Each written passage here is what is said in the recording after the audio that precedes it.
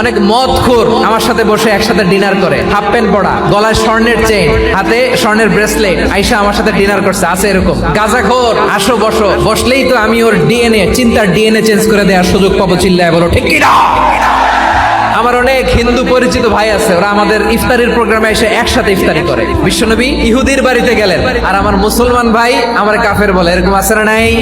মুসলিমরা দেখতে পারে না, সহ্য করতে পারে। বিষ্ণু ইসা ইসলামের খাদেম ছিল ইহুদি, এতদিন খেদমত করলো, একদিনও বিশ্বনবী ওর কালিমার দাওয়াত দেয় নাই। কারণ কি? বিশ্বনবী একটা ভালো সময়ের অপেক্ষা করতেছিলেন, দায়ী সুযোগ খুঁজে, কখন দাওয়াত দিলে ব্যাটে বলে হবে, ঝোপ বুঝে কোপ মারে। বিষ্ণু ইসা ইসলাম ভালো সময়ের অপেক্ষা করতেছিলেন, দেখি আস্তে আস্তে এমন সময় আসছে, ছেলে এবার মুমূর্ষ, যখনই টাইমিং পেয়েছেন দাওয়াত দিলেন, পড়ো লা ইলাহা ইল্লাল্লাহ। প্রতিবেশী ইহুদি হোক হিন্দু হোক, যাবেন, সুসম্পর্ক রাখবেন, উপহার দিবেন, বিপদে পাশে দাঁড়াবেন, অসুস্থ হইলে একটু আপেল নিয়ে যান, আঙ্গুর নিয়ে যান। ইসলামের বিউটি দেখে, সৌন্দর্য দেখে অবাক হবে, নসিব ভালো হলে কোনোদিন কালিমা পড়ে মুসলমান হয়ে যাবে।